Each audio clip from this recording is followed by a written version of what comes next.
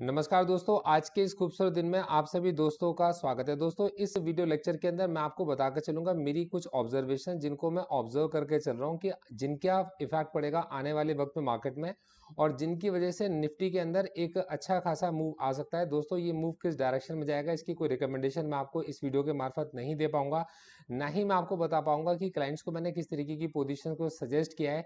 लेकिन मैं यहाँ आपके साथ बहुत ही ईमानदारी के साथ अपनी सारी ऑब्जर्वेशंस बताने की कोशिश करूंगा जिनको मैं ऑब्जर्व कर रहा हूं। और क्योंकि ये मैं ऑब्जर्वेशंस आपके साथ शेयर कर कर चल रहा हूं, मैं ये एक्सपेक्ट करूंगा कि इनके बिहाफ पर आपका खुद का क्या एनालिसिस है और आपको क्या डायरेक्शन लगती है निफ्टी की और किस स्ट्राइक को आप ऑब्जर्व करके चल रहे हो, आप वो इसके कमेंट बॉक्स में जरूर बताकर जाओगे।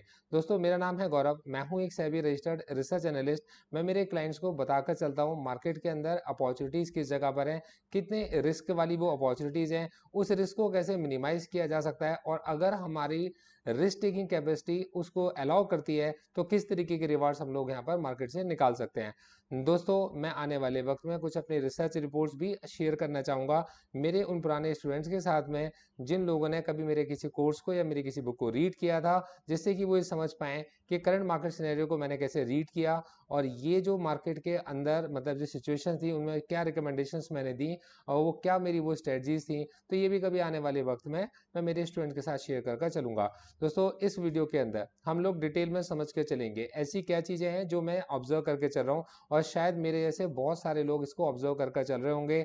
मार्केट के अंदर बड़े इन्वेस्टर्स की एक्टिविटीज ये इम्प्लीकेट करती हैं कि मार्केट में कोई एक चेंज आने वाला है। दोस्तों, वो एक बड़ा चेंज हो सकता है, वो किस डायरेक्शन में होगा उसमें हर तरीके से हम लोग समझने की कोशिश करेंगे।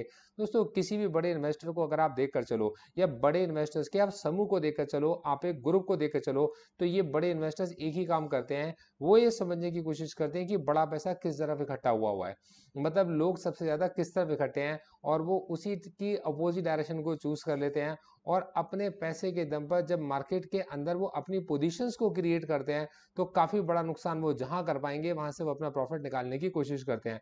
तो यहाँ पर हमारे लिए समझना जरूरी होता है कि बैलेंस किस तरह बन रहा है, किस तरफ आपके पास में लोग ज्यादा इकट्ठे हो रहे हैं और इसको बैलेंस करने के लिए किस तरफ की मूवमेंट पॉसिबल है। तो दोस्तों, अब मैं आपको आगे की तरफ लेके चलता हूँ। दोस्तों, हम लोगों ने देखा कि बहुत बड़ी पॉलिटिकल टेंशन थी रशिया और यूक्रेन के ऊपर, जिसको मैंने काफी पहले कवर भी किया था और मैंने ये उस समय पर आपके साथ में डिस्कशन में आपको बताया भी था कि दोस्तों जैसा दिखता है वैसा होता नहीं है, हाथी के दांत दिखाने के कुछ और हैं और खाने के कुछ और होते हैं। दोस्तों, रशिया ने काफी पहले अपने गोल्ड के रिजर्व्स को इंक्रीज करना शुरू कर दिया था।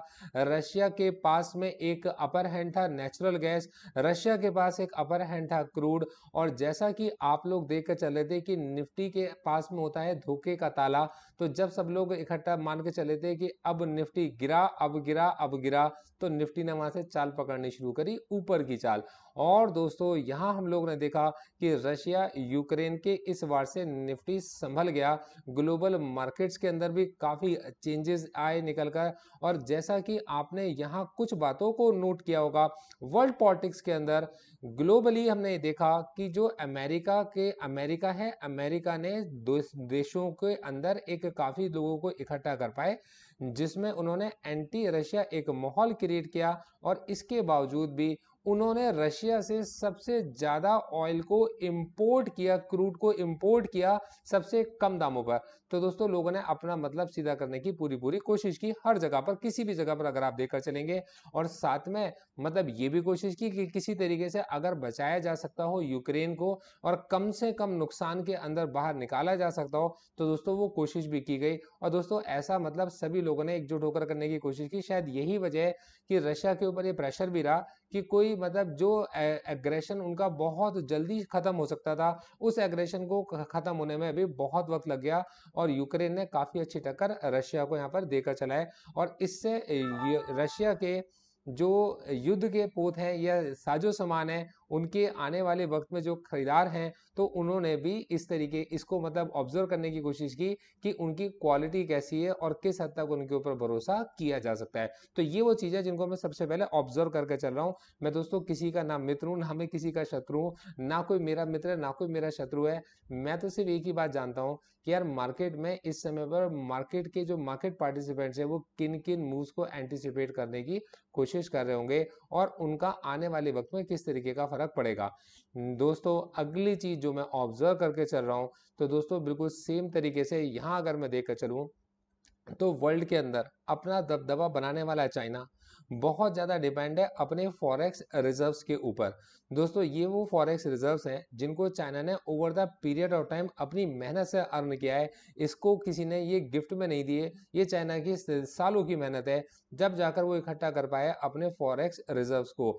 और यहाँ हम लोगों ने देखा कि बिलियंस ऑफ डॉलर्स के फॉरेक्स रिजर्व्स को कुछ ही समय में सील कर दिया था यूएस ने। और दोस्तों उनका इस्तेमाल रशिया नहीं कर पाया, और अगर रशिया के पास नहीं होती अपनी एक एज नेचुरल गैस की फॉर्म में या क्रूड की फॉर्म में, तो शायद वो आज सरवाइव ना कर पा रहा होता। ये बात चाइना की समझ में भी आती है, और चाइना बिल्कुल सेम तरीके का एग्रेशन टुवर्ड्स ताइवान दिखाने की कोशिश कर रहा है।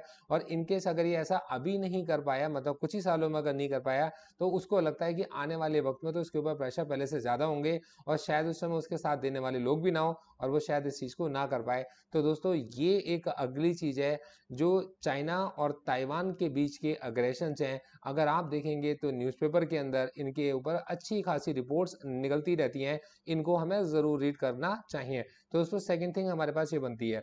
अब दोस्तों तीसरी चीज जो हमारे पास बनती है वो ये कि चाइना से जो बड़े बड़े उद्योगपति हैं वो शिफ्ट हो रहे हैं अपने बिजनेसेस के साथ में यूएस की तरफ। मतलब उनको आने वाले वक्त में ऐसा लगता है कि अगर कभी ये फॉरेक्स रिजर्व सील होते हैं, तो उस कंडीशंस में यूएस उनके लिए एक सेफ एस्केप रूट होगा। तो दोस्तों ये एक और चीज है जिसको हमें समझना चाहिए। दोस्तों अगली चीज की तरफ जिस तरफ मैं आपका ध्यान लेकर चलना चाहूंगा, इंडिया एक इकलौता ऐसा देश है, मतलब हमारा भारत इकलौता ऐसा देश है जिसने अपना स्टांस बिल्कुल कुछ इस तरीके का क्रिएट किया है जिसमें उसने अपनी मुट्ठी बंद रखी है, और ये बंद मुट्ठी होती है लाख की, और जो खुल जाती है तो होती है खाक की। तो दोस्तों इंडिया ने अपनी मुट्ठी को बिल्कुल बंद रखा है, और इस मुट्ठी को कुछ इस तरीके से रखा है कि ये किसी के लिए ताकत का काम करेगी तो किसी के डराने का भी काम करेगी। तो दोस्तों यहाँ पर इंडिया ने अपने आप को कुछ इस तरीके से प्रेजेंट किया कि कोई अगर उसे डराने की कोशिश कर रहा है तो इंडिया दिखाता है कि हम में इतनी ताकत है, हम सब यूनाइटेड हैं, और हम तुम्हें गिरा सकते हैं और तुम हमें झुका भी नहीं सकते। तो दोस्तों यहाँ पर इंडिया का जो स्टैंड है, तो वर्ल्ड के अंदर एक इंडिया एक पावर की तरह जो निकल कर आया है, आने वाले वक्त में मुझे ऐसा लगता है कि यूएन के अंदर शायद हमारी एक सीट हमें मिल सकती है। और दोस्तों ये मेरे व्यक्तिगत मेरी सोच है। मैं आपसे फिर ये कहना चाहूंगा इस वीडियो के मार्फत मैं आपको बिल्कुल भी किसी भी डायरेक्शन में मूव कराने की कोशिश नहीं करूंगा। मैं यहाँ पर आपके साथ में एक पर्सन अपनी ऑब्जर्वेशन शेयर करके चल रहा हूँ, और मेरे पास पूरा राइट है, मैं अपनी ऑब्जर्वेशंस में गलत हो भी सकता हूँ। न्यूज़ जो आप रीड कर रहे हो वही न्यूज़ मैं रीड कर रहा हूँ, बस इंटरप्रेट करने का मेरा और आपका तरीका डिफरेंट हो सकता है। तो इनके बिहार पर आप कोई डिसीजन ना लें, आने वाले वक्त में अपने स्वयं के विवेक का इस्तेमाल करें, और खुद बुद्धिजीवी हैं तो इन तथ्यों की जांच अवश्य कर लें। दोस्तों अगली चीज की तरफ जो मैं आपका ध्यान लेकर चलना चाहूंगा कि इंडिया में इस समय पर जो एक प्रॉब्लम जो चल रही है, मैं उन प्रॉब्लम्स की तरफ आपका ध्यान लेकर चलना चाहता हूं। तो दोस्तों सबसे पहली प्रॉब्लम जो हमारे पास में चल रही है वो है इन्फ्लेशन, मतलब महंगाई की हमारे पास में एक समस्या है। दोस्तों इसी के अंदर अगर मैं एक और प्रॉब्लम को इंक्लूड कर देता हूं तो वो निकल कर आ जाती है अनएम्प्लॉयमेंट की प्रॉब्लम निकल कर आ जाती है। दोस्तों पहली प्रॉब्लम हमारे पास में इन्फ्लेशन है, और दूसरी प्रॉब्लम हमारे पास में अनएम्प्लॉयमेंट है। ये जो दो प्रॉब्लम्स हैं, इन दो प्रॉब्लम्स के चलते इसका काफ़ी बड़ा असर हमारे मार्केट्स के ऊपर पड़ेगा, लोगों की परचेजिंग पावर के ऊपर पड़ेगा। और दोस्तों अगर एक बार आरबीआई ने लिक्विडिटी को किसी भी वजह से टाइट करना कर दिया, और दोस्तों जिस तरीके से इन्फ्लेशन बढ़ रहा है, इस इन्फ्लेशन को कंट्रोल में करने के लिए आने वाले वक्त में इसके अलावा कोई ऑप्शन भी नहीं बचता कि लिक्विडिटी को टाइट किया जाए। क्योंकि दोस्तों ऐसे लोग जो भंडारण करके चल रहे हैं कॉन्टिन्यूसली, और दोस्तों हम लोग जो एक्सपोर्ट के ऊपर, मतलब कुछ चीज़ों के लिए तो बहुत ज़्यादा एक्सपोर्ट के ऊपर मतलब इम्पोर्ट्स के ऊपर डिपेंडेंट है। तो दोस्तों ऐसी जगह पर आरबीआई की कुछ ऐसी गाइडलाइंस पॉसिबिलिटीज हैं कि आ सकती हो कि ये जो आपके पास में लिक्विडिटी है ये टाइट हो जाएगी, और दोस्तों अगर लिक्विडिटी टाइट होगी तो मार्केट पे इसका रिवर्स इफेक्ट पड़ेगा, ये हमें समझना चाहिए।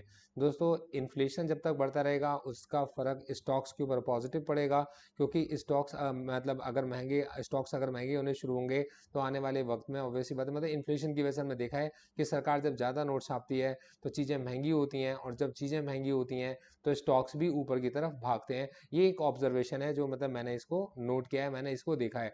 तो दोस्तों इन चीज़ों को मैं जब ऑब्जर्व करके देखता हूँ तो मैं ये देखता हूँ कि निफ्टी जो है, निफ्टी एक ऐसी जगह पर है जहां पर कुछ इन्वेस्टर्स अपनी पोजीशंस को स्क्वायर ऑफ कर चल रहे हैं और दोस्तों वो इसके अंदर प्रॉफिट बुक करके चल रहे हैं। तो कुछ नए पोजीशंस बन रही हैं मार्केट के अंदर, मतलब कुछ नए पार्टिसिपेंट मार्केट के अंदर नई पोजीशंस लेकर चल रहे हैं, मतलब मार्केट के अंदर अभी हैंड्स चेंज हो रहे हैं। तो दोस्तों जब कभी मार्केट्स के अंदर हैंड्स चेंज होते हैं तो कई बार ऐसा होता है कि ये जो स्टॉक्स हैं एक स्ट्रॉन्ग हैंड्स में चले जाते हैं और एक पुअर इन्वेस्टर मार्केट से या एक ओल्ड इन्वेस्टर मार्केट से एक एग्जिट ले लेता है।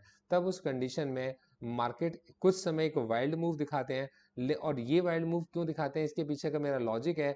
देखो दोस्तों, आप अगर कैश में अपनी पोजीशंस को बनाकर चलते हो, कोई भी बड़ा इन्वेस्टर अगर कैश में अपनी पोजीशंस को बनाकर चलता है तो वो हमेशा एक्सपेक्ट करके चलता है कि मार्केट में कुछ समय के लिए एक वाइल्ड मूव आना चाहिए, जिसका फायदा वो फ्यूचर्स और ऑप्शंस के जरिए उठा पाए। तो मैंने ये देखा है कि वो कैश के अंदर अपनी पोजीशंस को जो लोग क्रिएट कर रहे होते हैं वो आने वाले वक्त में फ्यूचर्स और ऑप्शंस के जरिए अपने इस वाइल्ड मूव्स के अंदर कुछ अच्छे पोजीशंस का फायदा उठाते हैं और अपनी कॉस्ट को बाहर निकालने की कोशिश करते हैं। और अगर वो ऐसा कर पाते हैं या ऐसा वो कर लेते हैं तो उसके बाद मार्केट स्टेबल होने शुरू होते हैं और फिर मार्केट एक नए मूव की तरफ शुरू हो जाते हैं। अब दोस्तों ये मूव किसी भी डायरेक्शन में आ सकता है।